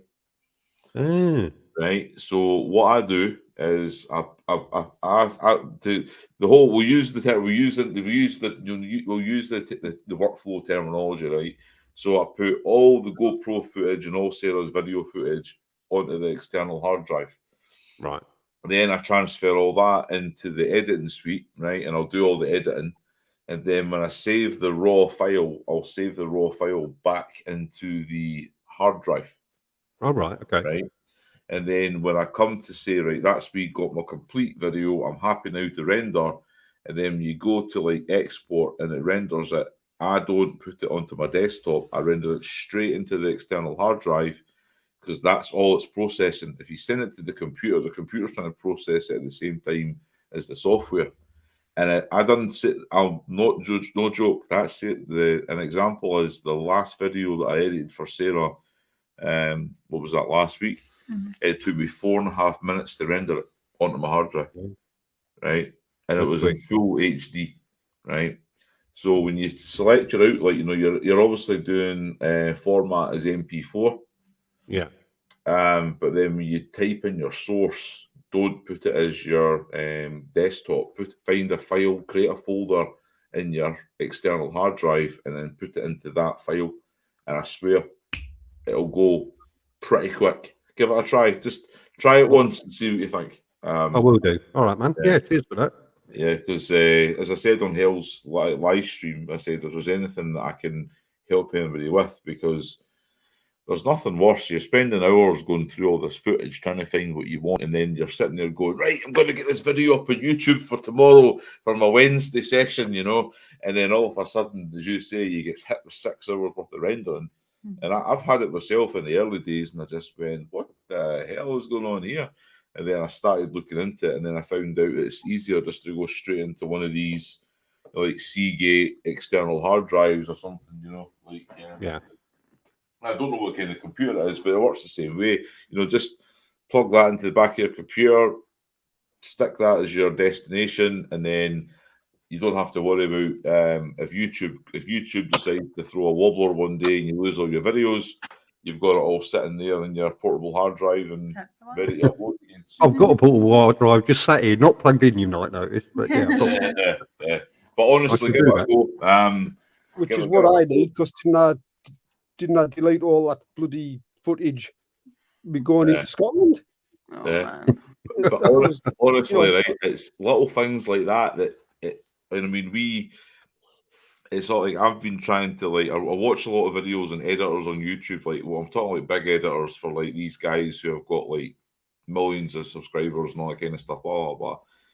And they give some really good advice. And because I started taking on their advice within the last year, my workflow's improved. And then it's like it's just a case of providing the content to create the good edits, and that's what I'm trying to do as we go further forward. It's difficult and it's not easy, but it's the little things. Less hassle, the better. Yeah. And you can worry about the content, I guess. So, but give it a try. Honestly, give it a try. I will do. Cheers, there. Thanks for that. Yeah, no problem. Yeah, no worries at all. But as I said, that's what when I mentioned that on Hellsy's live stream, I was like, if anybody wants to throw any questions into the question boxes, any videos I do, how do you do this or how do you do that? I'll happily do videos on it. Like myself, I can do those videos in Africa because I don't need a motorbike. I can sit there and record the screen, and I can show people how to do things on my computer at work. The hashtag thing was something I think you'd do a good video at. If you do one on that, when you like you say when you're in Africa and that, do one on that, because that's all double Dutch to me. Like, so my 11-year-old's showing me about that. Yeah, and of course, half of what he says doesn't really go, what I mean? But he knows more about it than me. I mean, not when you put your tags. Yeah. Told me, I don't. You can maybe tell me. When you've uploaded your video to YouTube. Yeah. And when you're putting your tags in on for your you put your tags in on the YouTube, on what is it, YouTube? The studio, yeah. That's right, yeah. And he says to hashtag them because more people get to see them. They do, yeah, they do. I used to. I remember back early. We used to fill that box with about fill the box with hashtags or like names, and we go like Harley Davidson, like motorcycle, motorbike, motor girl, like for Sarah's videos. Now what I do is I actually go open up a separate YouTube tab, type into the search bar with the description of our video, and see what comes up as the top list.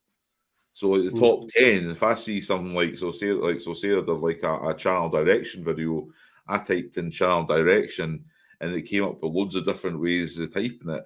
So I just went, oh, that sounds a good idea. I'll type it that way, and I stuck it on, and because there's no motorbikes really involved in it, it's done all right, but it's not one of the better videos that like better viewed videos as we've done in the past. But yeah, that's the way that I do it now. Yeah. I use YouTube to make YouTube. Yeah. So that's the kind of videos I like watching as well. Right. Okay. Yeah. Ones like that, because I mean, Zed does a lot of good ones like that. Yeah. Right. He does bits and pieces like that, and Right. I love watching them. I do. So, yeah. You ever sit and do it now? Yeah. Yeah. That. Oh, honestly, I would do it, but I just, because it's like it sounds really that it's daft. It's stuff that works for me, and I'm worried that in case I gave some information out, they might come back and say that didn't work, and I'm going to go, but it works for me. You take it with a pinch of salt anyway, don't you? That's right. I mean, I've tried some. Always, it's strange because it's going back to the community we've got going again. Yeah, that's right. Yeah. It's like I'm sitting at home and you upload a video that is described to me as how to, just for instance, how to use hashtags. Yeah, now, that's right. Yeah. I would say, oh, I'll have a look at that because he's my mate on YouTube and blah blah blah. Yeah, Wouldn't in a million years consider searching and watching somebody else do it. You know what I mean? Actually, I get that. I appreciate that. Part of this like little group we've got going, and so that's why I would. So yeah. No, that's true. That's a fair point, actually. Like, to give you the basics of the hashtag thing, right? It's really, really simple, especially if you use Instagram. So what I do is I go into the search, I use the magnifying glass. Oh, there's that. Oh, look, late to the party. Late to the party. So with the hashtag thing, what I do is you type it into the search bar, and if something else comes up, then you go, right, well, I can't use that. Can I abbreviate my hashtag? Mm-hmm. Once you create that, you follow it. You have to follow your own hashtag to know if it works. And a lot of people don't do that. They just type in a hashtag and they go, right, I'll use that hashtag. And then they just don't follow their own hashtag. So what I do is I create a hashtag for Sarah, and then I follow it. And then that way that I know and then I can click on it and it can tell me if anybody else has followed it. Mm-hmm. It's pretty simple, but unless you know how to do that, it sounds difficult. Yeah. So how you doing, Rev? Yeah, not bad. I was asleep on the sofa, mate. That's all right. We sat watching Expendables, and the missus said, "Your phone's been dinging all night." I was like, "What time is it?" After, oh shit, I've just missed his post. It's all right. It was an impromptu one. We come on yours every Friday night when we can, and I just said I kind of feel like I should we haven't hosted one since last April. Mm-hmm. And I thought, well, what I'll do is we'll host one. I know that it won't be busy because the Americans are all watching the football tonight. The NFL's on. And I says, well, I don't mind just catching up over the weekend to see what everybody's up to and, just a general chit-chat. Excellent. I just want to pop in quickly and no problem at all. She's in the garden having a smoke. So Simon, your 10-minute motovlog challenge, I have done it. Oh, Excellent, well done. Yeah, so that'll be Upload it so I can judge it. Yeah. Well, I decided to get the super sausage running this morning, so all right, okay, right. got all the way up there. There was Right. only 10 up there this morning, and then by the time I left, I think I left about 10:30, just gone 10 o'clock, about 10:30 this morning. I'm Right. normally there till about 11. And literally within half an hour of me getting home, and of course I missed everybody. So Rhythmic was up there, New Biker was all up there. Right. So Blue New Rider Biker, was up there as well. yeah, loads of Yeah. them up there. Yeah, Uncle Red and everybody. So I missed them all this morning. So All right. it was literally, it was too cold to ride. It was freezing this morning, absolutely freezing. No. You guys, what temperature was it down there this morning? 3 degrees. Oh, But- no, yeah. no. But the wind chill, it felt like -2. I had my Oh. heated grips on, full blast. I even put the heated seat on today, Yeah. and Wow. I got there and my fingertips were numb, absolutely numb. The heated grips did nothing this morning. Oh, right, okay, right, yeah. Wow. No thanks. So it was like, because I said if Rev comes on tonight, I'll be able to tell him that I went to see that Zero motorcycle yesterday. Yeah. What do you think? Wow. Yeah. Yeah. Oh, yeah. You can see the technology is developing all the time, and the fact that I'm not going to go on about it because Simon doesn't like electric motorbikes. Simon will be like, bye. One of the things that, like, I think anybody who's still watching it was it from the beginning of this live stream, the performance upgrades are downloads for it, which I find crazy. It's like, so you download it to your mobile and sync it to the bike. Exactly. Yeah. And I just went, when's it going to end? Exactly. Yeah. And I'm going, so what you're saying is, oh, wait a minute, Sarah, can I buy an extra 10 kilowatts this month, from my bike, Okay, you can go into the app and download it. Here's 50 quid or whatever, right? And you go plug it into the bike, and then you upload it to the bike, and all of a sudden it's like, wee, down the road, and you go, it's a new world. It's a brave new world, shall we say? It's going to get better. It's going to get better, but I'd say give it another 5 years at least before everything starts getting to where we should be with electric bikes compared to petrols. But yeah, the petrol heads still aren't going to want to move over. No, we're like just like yourself. We're petrol heads through and through, but I'm slowly starting to accept the fact that the world is a changing.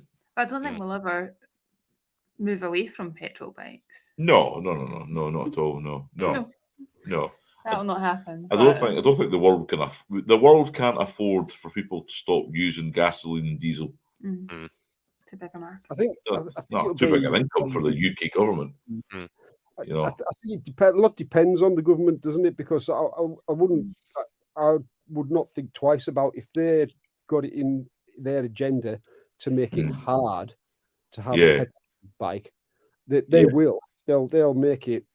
Once like Ed says, when that technology is there, and when there's an infrastructure there for electric bikes, they're probably gonna turn their back on petrol bikes, and they'll make it hard for us to have a petrol bike. To be honest, so you think about all the money they're investing into like ways of generating more electricity right now. You've got wind power, wave power, and all these kind of things. It was the same in the early days oil exploration. Remember, they were drilling different wells all over the North Sea here, and they were drilling wells all over the world, trying to find the easiest places to go to extract the oil. And then once they've now done it and they've established this supply of fuel, that's why it becomes a nice, easy way of making income tax or tax for the government. See, the minute they start getting to this efficient way of generating more electricity to power electric vehicles, it'll just shift onto that. That's all will happen. Because remember, it's the same thing happened with coal. They've now kind of like coal's now sitting in the background doing nothing after so many 100 years. So the same will happen with fuel, like petrol and diesel eventually. Someone has said, obviously, the change from petrol to electric is very, very similar to sort of people having horse and cart moving over to petrol engines.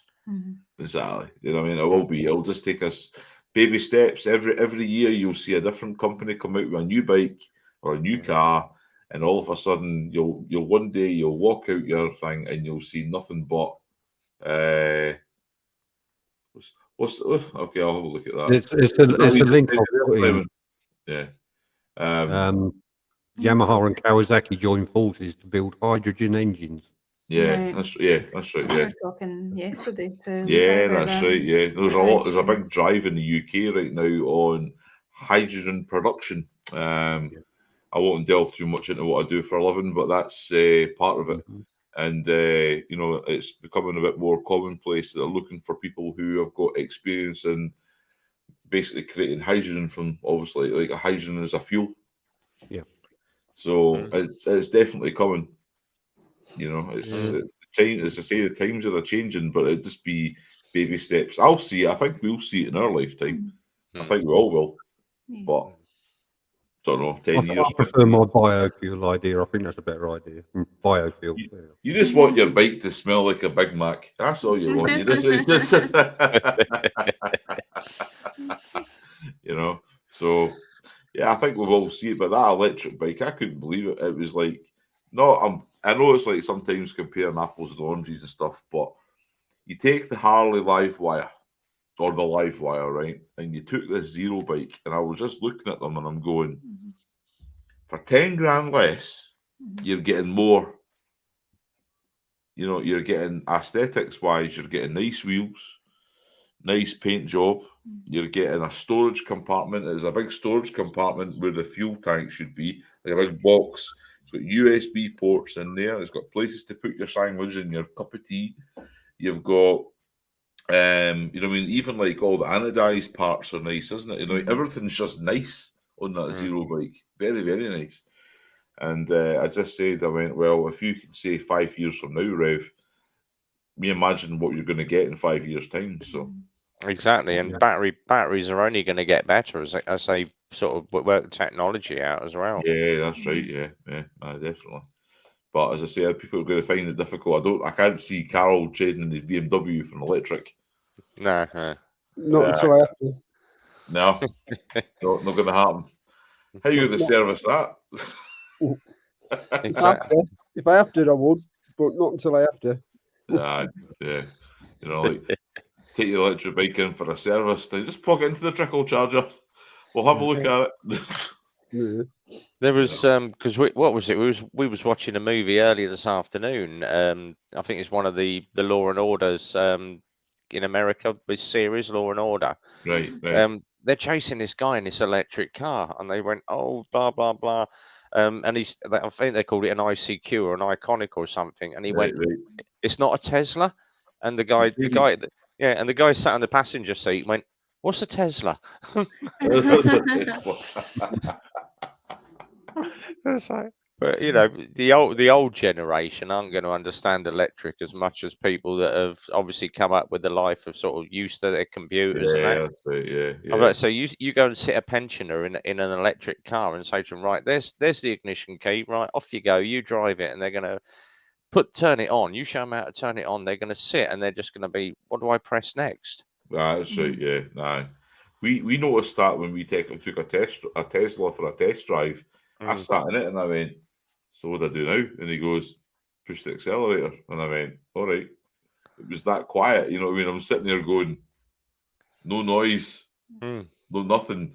But the fact is, you could make the car make fart noises. I was more interested in. You know, it was like every time the door opens, it'll go. And I just went, this is a giant toy. Isn't it? It is, yeah. We were sitting behind somebody in Florida with one, and they were playing a game in the traffic. You know, on the big screen in the middle, they were sitting playing one. Probably, I don't know what it was, Candy Crush or something. You know what I mean? And I just went, "This is absolutely nuts." You know, so technology has went crazy. Yeah, definitely. I was like that when I first got in the car with a handbrake, with the automatic handbrake. That's how bad I was. Where's the handbrake? It was like a little lever under the dashboard. It was like a little lever under the dashboard. So he says, right, how do you get it off? You know, just put your foot on the clutch or you put your foot on the brake or accelerate. Oh, wow. Yeah, it's a different one. It's just, it's getting, Sarah's car's got the electric handbrake and it's got what's the other one? The auto brake, Oh, auto hold or something. And Yeah, it's like, yeah. there's so many buttons in it. And that's a 2018 Golf. And I went, I'd hate to think what a 2022 is going to look like. Yeah, You know, the because brakes and- Mel's got she's got a 207, but we went to look at a Vauxhall Astra for her, right. and we'd parked it on the hill. And I said to her, I said, yeah, there we go. That's nice and easy for you. It's got auto hold. And she couldn't get over the fact that you take the handbrake off and the car is still there. But she went, well, yeah, but how do I take the handbrake off? So just lift the clutch and it will take over for you. Take over, yeah, that's Yeah. right, yeah. And she's like, oh, I prefer, the up and down handbrake. Yeah. It's just like, yeah, you'll get used to it. Don't worry. Oh, no. You But- get used to them. Yeah. Well, there's more things to go wrong. Exactly. And Yeah. they're a pig to service as well. Oh, I Yeah. can imagine. I can Change the imagine. brakes. Change the brakes on the. Yeah. Absolute So- nightmare. So, guys, me and Sarah are gonna wrap this up, I think, for tonight. Yeah. Sarah's working in the morning, and I've got a couple of things as well. So, as we always do with Rev's channel, we'll go through each one of you guys. We want to plug your channels as we do. I mean, we're here to support each other. So, I'll let Simon Yep. go first. That's what I can see in my list. So, Thank you very much. no problem, Simon. You do your thing, and then we'll sign off. All right, my name's Simon, GTR 1400, ride a GTR 1400. Do videos mainly of me commuting, but do get out and ride outs with my group. Salad runs, etc. And yeah, check out the channel if it's something you like. Subscribe, hit the bell, watch me. And if you're on two wheels, keep it rubber side down. Awesome. Hey, Carl. Yeah, well, I'm going to get away because I've got my kids at school tomorrow, so I'm going to be doing battle with them Range Rovers that we were on about before. So everybody just be safe, drive safe, and be good. Cool. See you, mate. Right, thanks, See you, man. Rev. Go on. Yeah. Hey, Rev, you're all yours. All right, so Rev Bomb, as everyone knows, known as RB, worked for Eclipse Motorcycles down in Milton Keynes. If you're into a decent 125, check out the channel. 2 more videos coming up tonight. Obviously, Simon's put up this 10-minute moto vlog challenge, and I have named most of the people in this room, plus all the other people that join us. So 10-minute challenge on that. And the run from Super Sausage, Carl's got a huge mention. So check that one out, Carl, because I've given you such a big shout out on that, saying about your 101 rides that you're going to be doing all across the roads of the UK. I've given you a shout as well in that as well, Gareth. So superb. Thank up you in very much. Scotland. So I've managed to. I think I've managed to mention everybody before the Right. end of the video. So Cool. I'll just give you a quick thanks, Dave, because if you remember, just before Christmas, I think it was Christmas Eve one. It's the first time it's ever happened to us, but I was 200 and what was I? I was 218 subscribers, and I kept going up to 19 and then going down to 16 and then going up to 17. Right. Down, that you do, and yeah. it was the first time I've ever. I asked you to give us a shout, didn't I?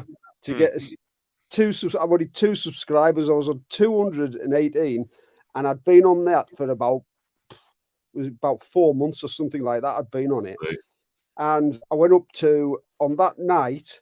From you giving me that shout out, I went up to 135. Oh, That's not bad then. superb, Good, yeah, good, that's good, great, good. yeah. It was a good Everything's a shout. result. Yeah. Well, the more Went back down people to we can get 34 watching and this, the went back better. Oh, Yeah. that's right, yeah. No, damn right. Yeah, I so mean, thanks very much for that. Just thought No, I'd let that's you all right. just Glad to pass help. it on Glad and to just help. give you a shout out for that as well. So yeah. No, that's all right. Not a problem at all. But yeah, thanks for having us in, Gareth. I'm no a problem bit at all, late to the thank you. party, but we'll try and get earlier No, next not time. at all. Like I say, we appreciate everybody's watching it. It's not been. I'm not worried about it's not been the biggest crowd tonight, but everybody who has been involved, it's been totally appreciated. Say we've not live streamed since last April, so we're just really happy to get back onto it again and good. share like what's going on and catch up with you guys over the weekend, which is always awesome. But I'm going to hand this over to Sarah to say goodbye. Oh no, we're not handing it over. Come on. Come on, Sarah. You never told me I was going You're to on, do that. As it, you know what I'm doing. You need to do Oh, it. so we are Burning Gas Hauling Ass. I'm Gareth, and this is Sarah. As I say, same idea. We do motor vlogs, product reviews, and bike runs whenever we get the chance, and when spring eventually reappears. So as always, keep hauling ass and take it easy and stay safe. Thanks, Take guys. care, guys. Thanks. later. Take care. See you Guys, later. Good night. Peace out. Bye. Bye, guys.